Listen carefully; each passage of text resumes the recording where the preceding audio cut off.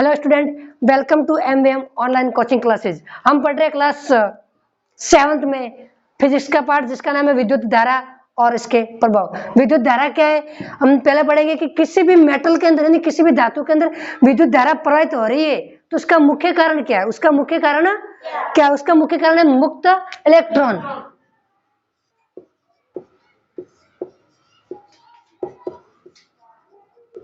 मुक्त इलेक्ट्रॉन के कारण ही विद्युत धारा प्रवाहित होती है, जिसे इंग्लिश में बोलते हैं फ्री इलेक्ट्रॉन। माना कोई हमने ये कॉपर का तार लिया, क्या लिया? कॉपर का तार।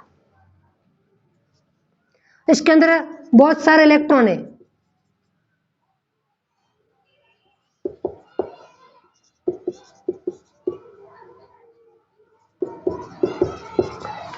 अगर इस तार पर विद्युत धारा प्रवाहित कर दी जाए, क्या कर दी जाए? तो क्या होगा? इलेक्ट्रॉन गति करना यानी मूवमेंट करना शुरू हो जाएंगे। इलेक्ट्रॉन गति करेंगे तो इसमें क्या हो जाएगी? विद्युत धारा प्रवाहित यानी विद्युत धारा बहने लगेगी। जैसे माना कि विद्युत धारा इस तरह बह रही है तो इलेक्ट्रॉन इसकी विपरीत दिशा में मूवमेंट यानी गति करेंगे। विद्युत धारा इधर जा रही है तो फिर इलेक्ट्रॉन विपरीत दिशा में मूवमेंट करेंगे। हमेशा विद्युत धारा इधर जा रही है तो इलेक्ट्रॉन इधर जाएंगे, अगर विद्युत धारा इधर जा रही तो इलेक्ट्रॉन इधर जाएंगे। यही कारण है कि विद्युत धारा किस कारण से प्रवाहित हो रही है? मुक्त इलेक्ट्रॉन के कारण यानी फ्री इलेक्ट्रॉन के कारण। नेक्स्ट पढ़ते हैं हम विद्युत धारा क्या है। विद्युत धारा क्या है? विद्युत धारा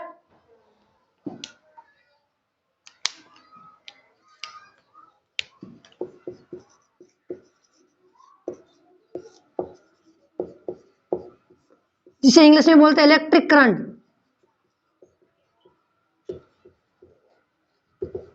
जिसे आई से प्रदर्शित करते हैं। विद्युत धारा, विद्युत धारा क्या है? मतलब आवेश प्रवाह की दर को विद्युत धारा कहते हैं। क्या? आवेश प्रवाह की दर को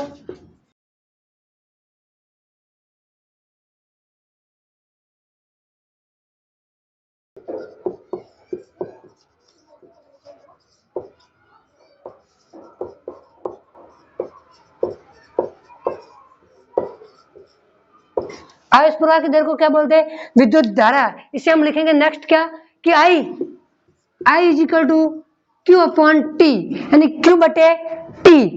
क्यू कुला आवेश, आवेश का मात्रक क्या है? कूलम। टी समय, समय का मात्रक क्या है? सेकेंड। तभी एक वैज्ञानिक ने इन दोनों को मिला के एक बना दिया नया मात्रक, एसआई मात्रक, जिसे बोलते हैं विद्युत धारा का एसआई मात्रक, उसे बोलते हैं एम्पियर। क्या बोलते हैं? एम्पियर।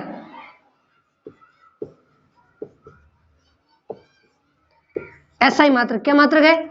एसआई मात्रक। विद्युत धारा क्या है? मतलब आवेश प्रवाह की दर। इलेक्ट्रॉन मूवमेंट कर रहे हैं मतलब आवेश कितने प्रवाहित कर रहे हैं, उसकी दर मतलब उसकी संख्या, मतलब एक सेकंड में अंदर कितने आवेश प्रवाहित कर रहे हैं, उसे बोलते हैं विद्युत धारा। उसे बोलते हैं विद्युत धारा। नेक्स्ट पढ़ते हैं विद्युत धारा में प्रतिरोध। क्या पढ़ते हैं?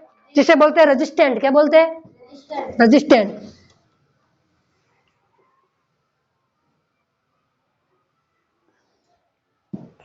विद्युत धारा में नेक्स्ट है प्रतिरोध।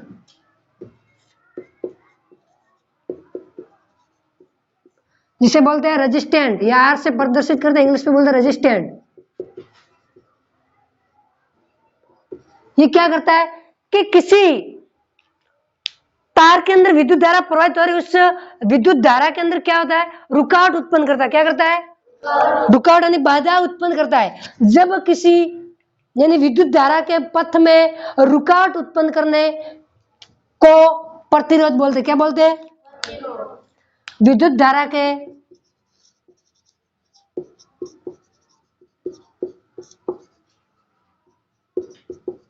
पथ में रुकावट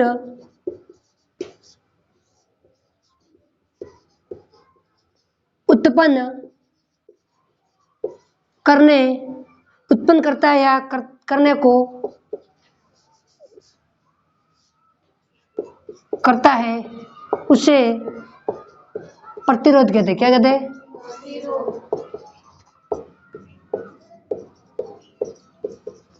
प्रतिरोध को आर से डिपेंड करते हैं, किससे?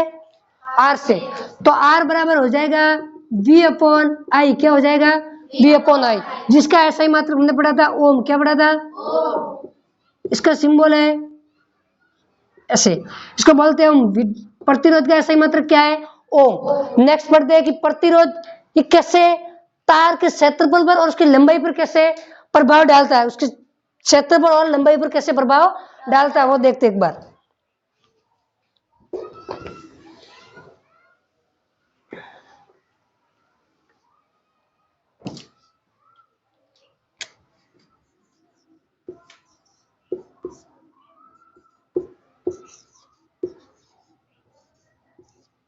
आर का मतलब है प्रतिरोध, क्या है? प्रतिरोध। इसे बोलेंगे रेजिस्टेंट या प्रतिरोध, क्या बोलेंगे? ये सीन है समानुपाती, किसका है? ये समानुपाती। और ये ए को बोलेंगे एरिया यानी क्षेत्रफल, क्या बोलेंगे? क्षेत्रफल। और एल का मतलब है लंबाई, क्या है? लंबाई। अभी देखिए यहाँ कि तार जितना लंबा होगा उसके अंदर विद्युत धारा उतनी कम प्रवाहित होगी, क्योंकि तार की लंबाई बढ़ेगी तो ये भी बढ़ेगा। ये क्या है? एक दूसरे के समानुपाती। क्या है? जैसे तार की लंबाई बढ़ेगी वैसे वैसे प्रतिरोध बढ़ेगा, क्योंकि एक दूसरे के क्या है? समानुपाती। क्या है?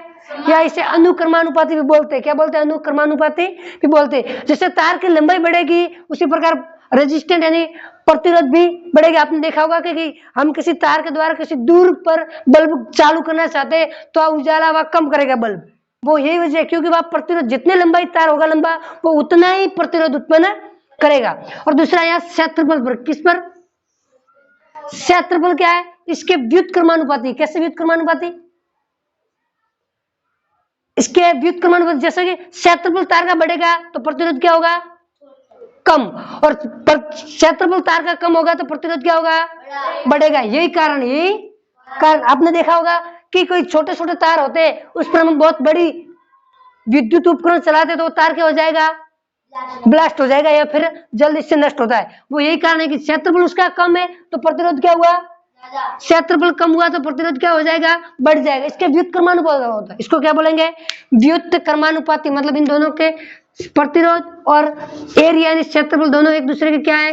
व्युत्क्रमानुपाती। क्या है?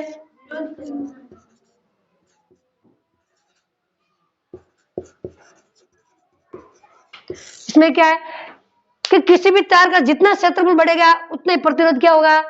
बढ़ेगा। आपने देखा बहुत बड़ा तार होगा मतलब मोटाई में उसकी होगी तो उस पर कितने भी बड़े आप उपकरण चलाओ लेकिन उस तार को कोई इफेक्ट नहीं पड़ेगा। जैसे कि तार का जितनी मोटाई बढ़ेगी प्रतिरोध उतना ही कम होगा, प्रतिरोध उतना ही कम होगा। और तार जितना भी छोटा होगा प्रतिरोध उतना ही अधिक होगा। समझ में आया? यही कारण है कि तार जितना भी बड़ा होगा उसके अंदर प्रतिरोध उतना ही कम होगा। आप कितना भी तार उसका क्षेत्रफल बड़ा होगा तो उस पर कितने भी आप बड़े बड़े विद्युत उपकरण चलाएंगे तो उस तार के अंदर कोई इफेक्ट नहीं, प्रभाव नहीं पड़ेगा। लेकिन तार बहुत ही कम है उसका क्षेत्रफल तो उस पर आप विद्युत धारा प्रवाहित करेंगे और दूसरे कोई बड़े उपकरण चलाएंगे तो वो तार क्या हो जाएगा? ब्लास्ट या जल्दी से नष्ट होने की संभावना है।